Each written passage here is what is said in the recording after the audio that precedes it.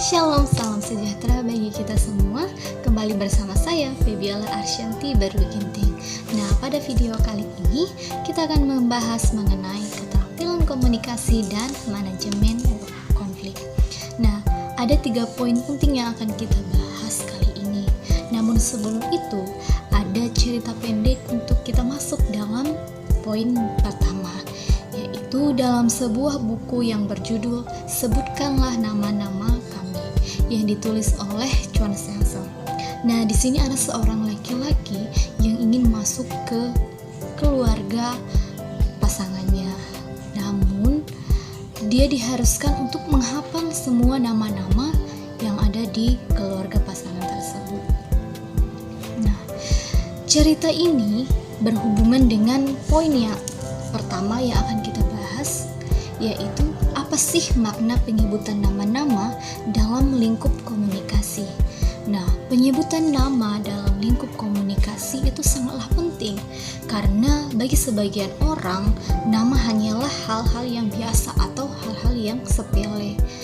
Tetapi hal ini sangatlah penting, karena penyebutan nama ini merupakan adalah identitas dari seseorang.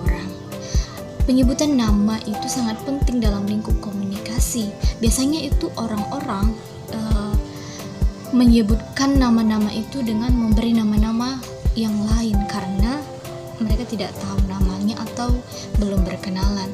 Nah, penyebutan nama itu sangat penting dalam lingkup komunikasi karena ketika kita berbicara kepada seseorang dengan menyebut namanya, maka pesan pembicaraan yang kita sampaikan akan lebih nyambung dan terlihat kita lebih akrab dengan lawan bicara kita karena kita bisa menyebutkan namanya.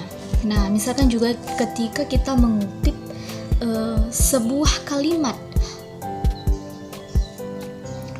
atau motivasi dari seseorang tokoh, kita harus menyebutkan namanya. Mengapa hal itu penting? Karena itu adalah sebuah tanda bahwa kita bisa menghargai mereka. Kita mengutip kalimat atau kata-kata dari tokoh-tokoh yang kita sebutkan. Itu adalah penghargaan bagi mereka bahwa penyebutan nama itu adalah sangat penting untuk mereka.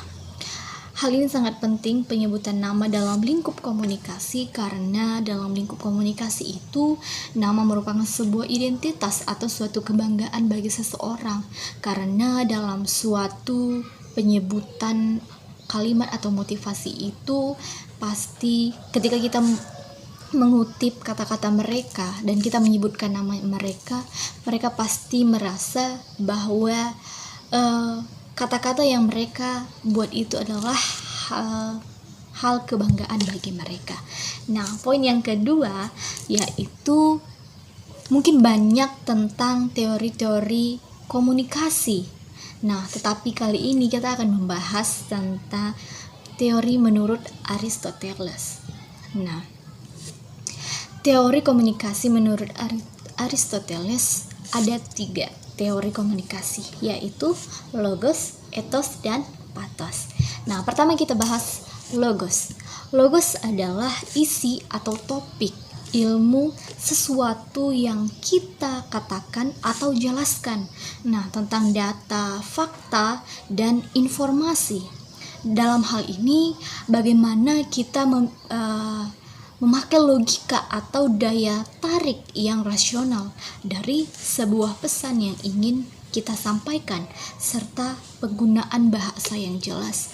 Dalam menyampaikan sesuatu itu, kita harus melihat isi atau topik itu bisa tersampaikan dengan baik kepada audiens, karena setiap apa yang kita katakan, setiap apa yang kita ingin sampaikan, pasti itu akan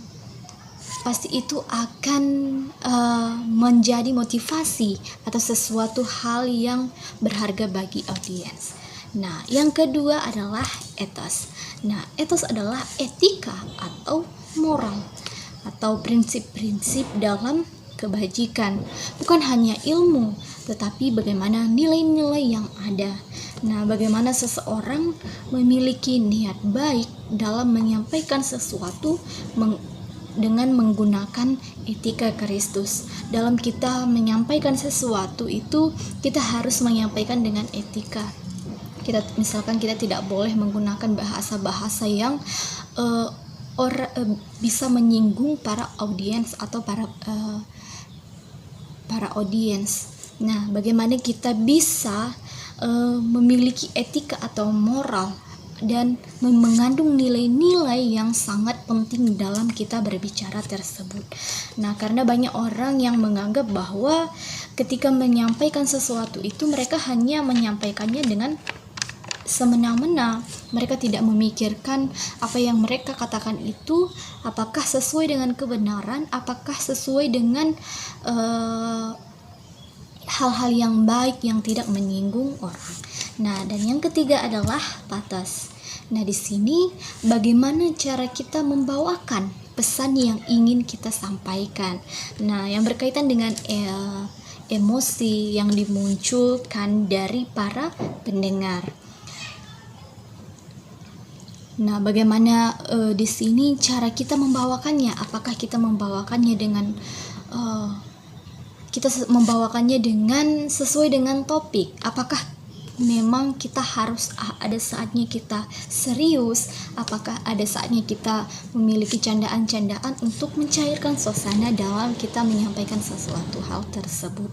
Nah, dari ketiga teori menurut Aristoteles ini menyimpulkan bahwa bagaimana kemampuan pembicara untuk bisa membujuk audiens yang didasarkan pada bagaimana sebaik mungkin pembicara menyampaikan hal yang menarik perhatian audiens dengan tiga teori yang sudah disebut tersebut.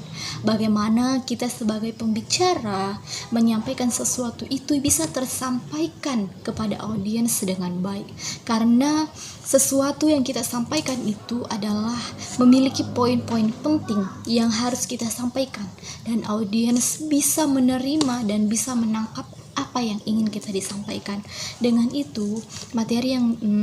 Dengan itu teori yang disampaikan Aristoteles yang logos, patos, dan ethos itu adalah hal-hal yang merupakan hal penting dalam lingkup komunikasi. Dengan itu, kita sebagai pembicara bisa lebih mudah untuk menyampaikan apa yang ingin kita sampaikan kepada audiens, dan sebaliknya audiens bisa menerima apa yang kita sampaikan tersebut. Nah, dan poin yang ketiga pada video kali ini dan poin yang terakhir adalah bagaimana hubungan antara manajemen konflik dengan firman Tuhan dari Yakobus 1 ayatnya yang ke-20. Dalam Yakobus 1 ayatnya yang ke-20 yang berbunyi, sebab amarah manusia tidak mengerjakan kebenaran di hadapan Allah. Sekali lagi, sebab amarah manusia tidak mengerjakan kebenaran di hadapan Allah. Nah, saudara-saudari yang terkasih dalam Tuhan, hubungannya adalah bahwa bagaimana kita bisa menyelesaikan sebuah masalah atau konflik dengan tenang tanpa emosi atau amarah.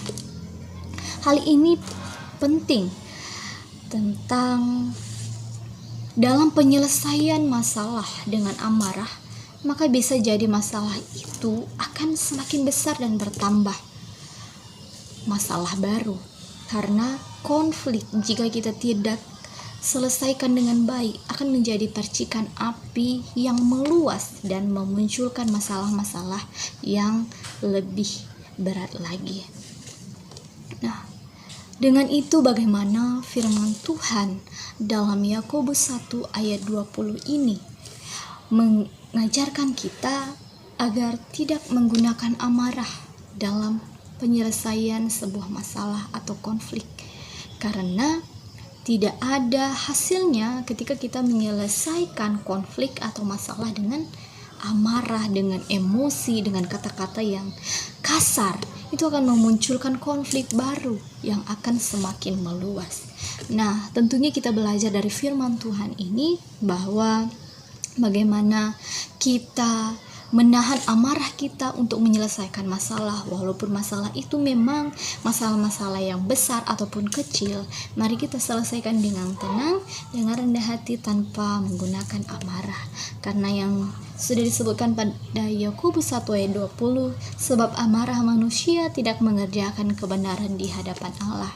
Tidak ada gunanya kita mengungkapkan emosi, mengungkapkan amarah kita dalam penyelesaian masalah. Intinya kita akan memunculkan masalah-masalah atau konflik-konflik baru yang akan memperluas masalah tersebut. Karena satu masalah jika tidak diselesaikan, maka akan menimbulkan percikan-percikan api yang menimbulkan masalah-masalah baru yang tentunya akan berdampak kepada diri kita, kepada siapapun itu yang ada di sekitar kita. Dengan itu, bagaimana kita bisa menyelesaikan konflik atau masalah dengan siapapun itu, sekecil apapun masalah, selesaikan masalah itu dengan tenang, dengan kepala yang dingin, jangan menggunakan amarah. Nah, demikian 3 poin yang kita bahas dalam video ini.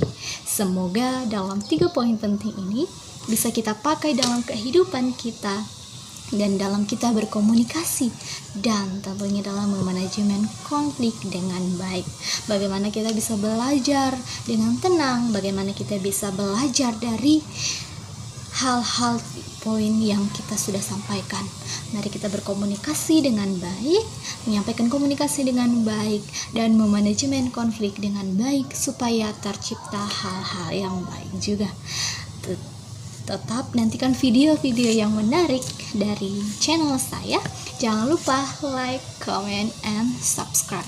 Sekian dan terima kasih. Shalom, salam sejahtera bagi kita semua. See you, bye-bye.